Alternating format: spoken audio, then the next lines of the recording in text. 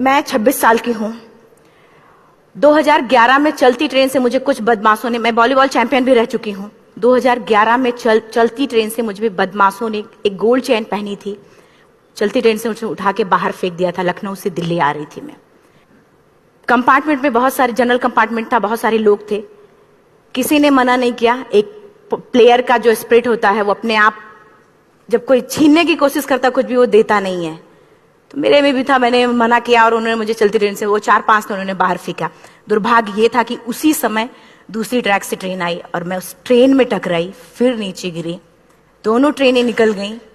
कुछ देर बाद मैंने हाथ को ऐसे रख के उठने की कोशिश किया तो देखा कि मेरा पैर कट चुका था। थाई को उठा के देखा, मेरा पैर ऐसे जीन्स में लटका हुआ था, ब्लड फोर्सफुली निकल रहा। दूसरे पैर की हड्डियां टूट टूट के बाहर निकल चुकी थी। पूरी रात में चिल्लाती रही ट्रैक पे, छोटे छोटे पत्थर होते ऐसे चिल्लाती रही कि कोई बचा ले, कोई नहीं आया बचाने। और जब पूरी रात चिल्लाते चिल्लाते इतना कि मुझे दिखाई भी देना बंद हो गया। जब ट्रेन आता था तो वाइब्रेट होता था। इतना ही नहीं, फ्री का इनविटेशन भी लोगों को मिल गया था, कुछ लोगों को। ट्रैक पे आपने ट्रेन की ट्रैक पे छोटे छोटे चूहे देखे होंगे। मेरे कटे हुए पैर पे आग के मेरे पैर कुतर रहे थे। मैं ब्रेन कॉन्शियस मेरा पूरा काम कर रहा था मेरे, लेकिन बॉडी में कोई भी मूवमेंट नहीं था। पूरे पल में वही चीजें सोच कि कैसे मैं अपने आप को कैसे बचा पाऊं। लेकिन करीब पूरी रात ऐसे बीता। सुबह गांव वालों ने मुझे बरेली डिस्ट्रिक्ट हॉस्पिटल यूपी में है, वहां पे हुआ था ये। सुबह गांव वालों ने मुझे उठाया, डिस्ट्रिक्ट हॉस्पिटल ले जाके रखा। तो फार्मासिस्ट, डॉक्टर, सीएम, जितने लोग थे आपस में बातें कर रहे, अरे हमारे पास तो एनेस्थीसिया नहीं है, ब्लड नहीं है, इसका इलाज शुरू करें तो हम कैसे करें। मुझे भी नहीं दिखाई तो नहीं, लेकिन मेरा सुनाई दे रहा था सब कुछ वहां पे। कहां से हिम्मत आई मुझ में, मुझे भी नहीं पता। मैंने बोला वहां पे कि सर जब मेरा पूरा पैर कटा, तब मैंने इतनी देर रेलवे ट्रैक पे थी, मैं उस चीज को बर्दाश्त किया। तो अभी तो आप मेरे अच्छे के लिए मेरे पैर काटेंगे। शायद आपको यकीन नहीं होगा, या फिर कभी आप लोगों ने ये चीज नहीं देखी, कोई डॉक्टर या फार्मासिस्ट अपना ब्लड दे के किसी पेशेंट को बचाया। मेरी इस बात को सुनने के बाद वहां के डॉक्टर और फार्मासिस्ट दोनों ने एक एक यूनिट ब्लड दिया और मेरे पैर को बिना एनेस्थीसिया अलग कर दिया गया। आज भी मैं उस दर्द को महसूस करती हूँ। जब भी मैं जब बोलती हूँ तब मैं वो चीजें महसूस करती हूँ। उसके बाद जब बात मीडिया में आई, लोगों को पता चला कि रिमा नेशनल प्लेयर है, KGMC king George medical college Lucknow में एडमिट करा, लखनऊ से फिर sport minister, AIIMS trauma centre Delhi. तब तक सब ठीक ठाक चल रहा था। प्लेयर होने की वजह से अच्छा ट्रीटमेंट मिलना शुरू हुआ। करीब 4 महीने मैं एम्स में रही। एम्स में रहने के बाद जब मैं थोड़ा ठीक हुई, करीब 25 दिन बाद जब ठीक हुई, न्यूज़पेपर में गोल गोल लिख के आ रहे कि अरुणिमा के पास टिकट नहीं था, अरुणिमा ट्रेन से कूद गई। उसका खंडन किया घर वालों ने। फिर बोला कि अरुणिमा सुसाइड करने गई थी। जिस लड़की का शरीर का एक अंग कट चुका, पूरी जिंदगी का पता नहीं, व्हील चेयर है, बैसाखी, या पता, यहां तक कि मेरे स्पाइन में 3 फ्रैक्चर था। मुझे यह भी नहीं पता था कि मैं बेड से उठ भी पाऊंगी कि नहीं। अंदाजा लगाया जा सकता, सिर्फ अंदाजा लगाया जा सकता है कि उसकी दिलो दिमाग पे क्या चल रहा होगा, उस परिवार की क्या स्थिति रही होगी, जब जिस परिवार की एक यंग एज लड़की का इस तरीके का सिचुएशन हुआ हो। फिर भी कहते हैं कि जहां चाह होती वहां राह मिली जाती है। एम्स के हॉस्पिटल के बेड पे मैंने डिसाइड किया, क्योंकि अपनी बातें हम चिल्ला चिल्ला के करें, वो सिस्टम की इतनी हाई लेवल की बातें हो रही थी कि हम एक मध्यम वर्गीय फैमिली से थे। हम अपनी बातें चिल्ला चिल्ला के कह रहे थे, लेकिन कोई नहीं सुन रहा था। लेकिन कहते हैं मैंने अपने दिल, दिमाग, अंतरात्मा से ये चीज सोच लिया कि ठीक है, आज आपका दिन है, जितना चाहो बोल लो, एक दिन तो मेरा दिन आने वाला, मैं प्रूफ कर दूंगी कि मैं क्या हूं, मैं क्या थी, ये मैं प्रूफ कर दूंगी। हॉस्पिटल के बेड पे डिसाइड किया वॉलीबॉल लाइफ का सबसे टफ गेम करना है। तब मैंने माउंटेनिंग चुना। जब मैंने माउंटेनिंग, कहने और करने में बहुत फर्क होता है। जब मैंने माउंटेनिंग की बात सोची और लोगों के सामने, सबसे बड़ी चीज थी सही गाइडेंस में ट्रेनिंग लेना, दूसरा स्पॉन्सरशिप। इतना बड़ा एक साथ तो मैंने 40 से 50 लाख मैंने वाकई में कभी नहीं देखे थे पहले। मेरे लिए बहुत बड़ी चीज थी वो इकट्ठा कर पाना। जब मैंने लोगों के सामने रखा कि मैं माउंटेनिंग करना चाहती हूँ, एवरेस्ट के लिए मुझे ट्राई करना है, हर किसी ने मुझे बोला कि क्या है, पागल हो चुकी हो क्या, तुम्हारा दिमाग खराब हो चुका, तुम कभी नहीं कर सकती माउंटेनिंग। एक पैर आर्टिफिशियल है, दूसरे में रॉड है, और तुम्हारा दिमाग खराब है, स्पाइन में भी फ्रैक्चर है, तुम पागल होगे, चुपचाप कोई नौकरी करो, जियो न्यापान करो। क्योंकि लोगों का सबसे बड़ा प्रॉब्लम ये होता, लोग फिजिकल देखते, पैरों को, मेरी अंतरात्मा में क्या चल रहा था वो तो किसी को पता ही नहीं था।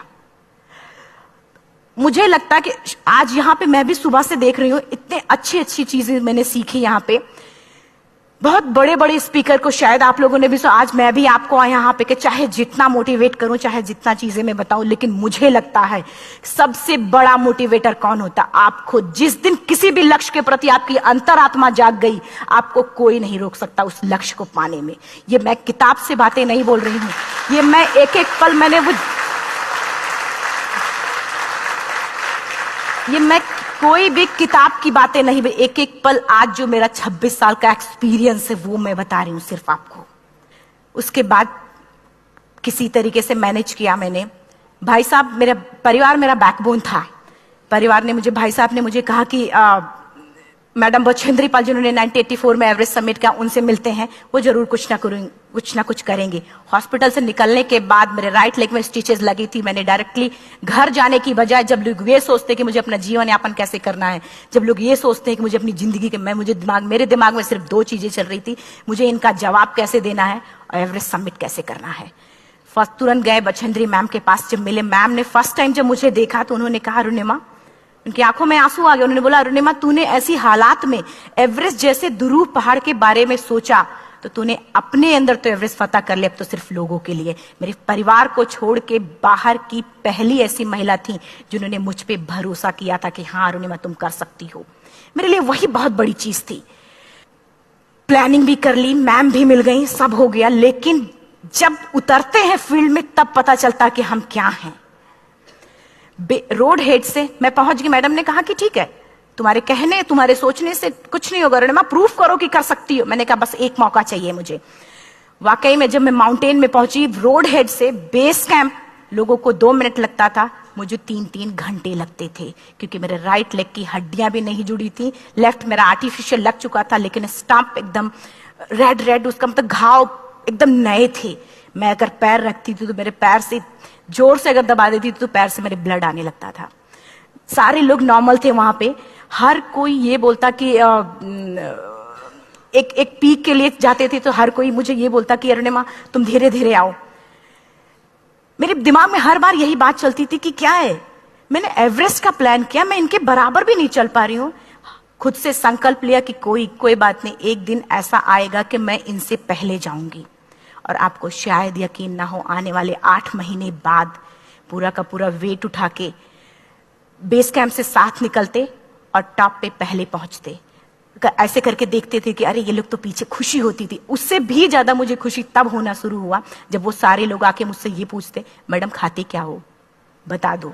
पैर नहीं है फिर भी कैसे चलते हो। उसके बाद पूरा मुझे स्पॉन्सरशिप मिला। मैं जब एवरेस्ट के लिए गई, मेरे लिए सबसे बड़ा, एवरेस्ट की जर्नी में मेरे सबसे बड़ा चैलेंज यही था कि दूसरे को समझा पाना।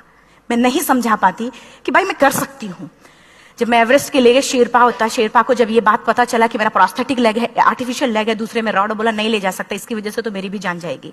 मैडम ने, हमने सबने कन्विंस किया किसी तरीके से। मन वाकई में जो टीवी में हम और उसमें फोटोज में देखते हैं, ब्लू और ग्रीन आइस, हिला देने वाला होता। जितना सुंदर दिखता उतना ही हिला देने वाला होता। जब मैं, हमारे ग्रुप में 6 लोग थे, रॉकी एरिया तक मैं सबसे पहले थी, लेकिन जैसे ही मैं ग्रीन और ब्लू आइस में गई, मेरा आर्टिफिशियल लेग स्लिप कर जाता था।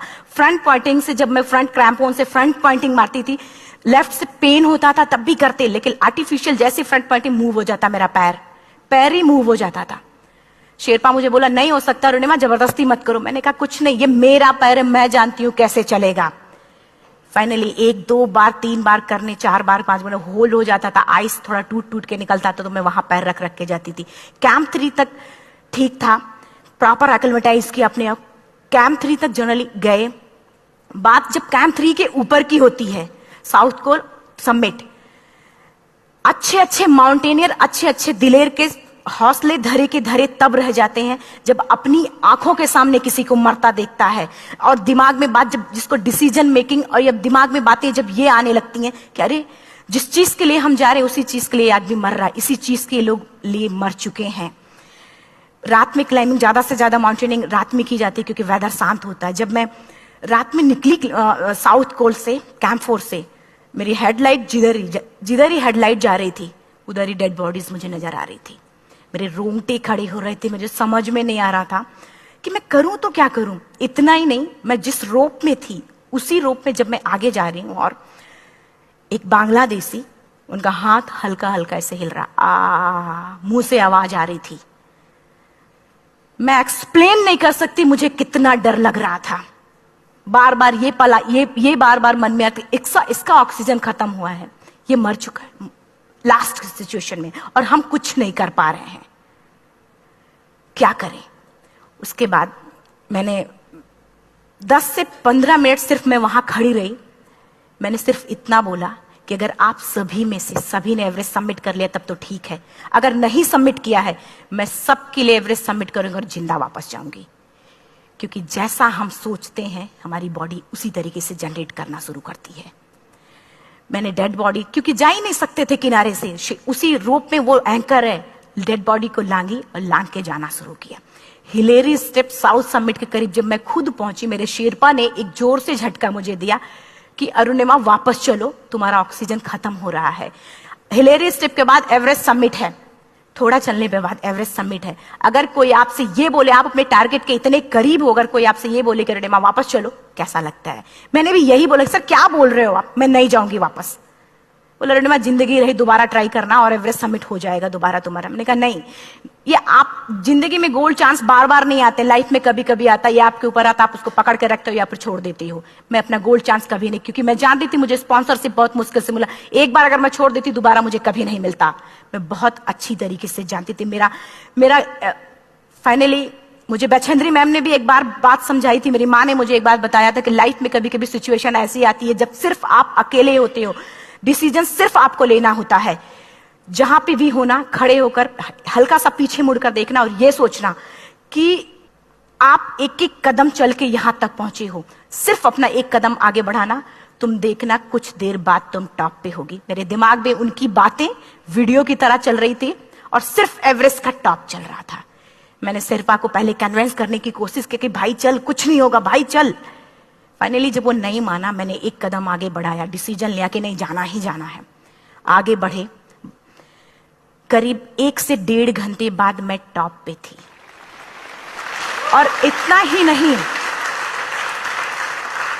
नहीं, आज भी मैं जितनी बार बोलती हूं उतनी बार मैं महसूस करती, अब मेरे रोंगटे खड़े हो जाते हैं, मेरा दोनों हाथ ऊपर करके जोर जोर चिल्लाने का मन कर रहा, कितनी जोर से चिल्लाऊं, इतनी जोर से चिल्लाऊं कि सबको बता दूं कि आज मैं टॉप ऑफ द वर्ल्ड पे हूं।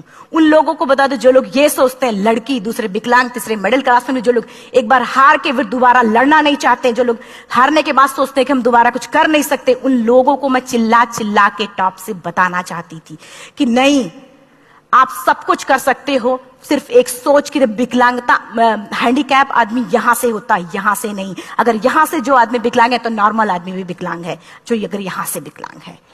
चिल्ला चिल्ला के मैं बताना चाहती थी। मैंने शेरपा से कहा कि आप एक फोटो खींच लो, क्योंकि सारे लोग फोटो, अपना नेशनल फ्लैग का जो वैल्यू होते हैं ना, वो जब हम कहीं बाहर होते हैं तो पता चलता है। मुझे भी बहुत खुशी हो रही थी, फ्लैग को हग किया और बोला फोटो खींचो। बोला पागल हो गई है, तेरा ऑक्सीजन कभी भी खत्म हो जाएगा, नीचे चल। नहीं, फोटो खींच लो। फोटो खींचा उसने। वो तो अगली बार इतना तेज गुस्सा हुआ, मैंने उसको बोला कि भाई वीडियो भी बना ले। 8848 की हाइट पे ऑक्सीजन खत्म हो रहा है, आज हम भी हंस रहे हैं आप लोगों के साथ क्योंकि यहां पूरा ऑक्सीजन है।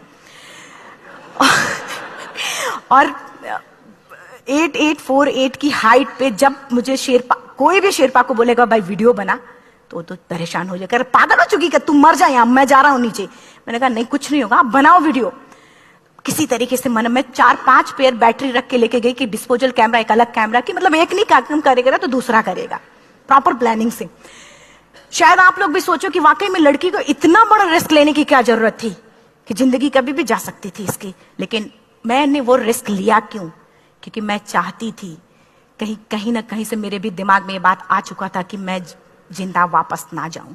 मैं चाहती थी कि अगर मैं जिंदा ना जाऊं तो ये वीडियो मेरे इंडिया, शेरपा से मैंने यही बात बोली, ये वीडियो अगर मैं जिंदा नहीं जाती, ये वीडियो मेरे इंडिया पहुंचा देना, मेरे यूथ तक चला जाएगा। क्योंकि मैं चाहती थी कि 11 अप्रैल 2011 को मेरा एक्सीडेंट हुआ, 21 मई 2013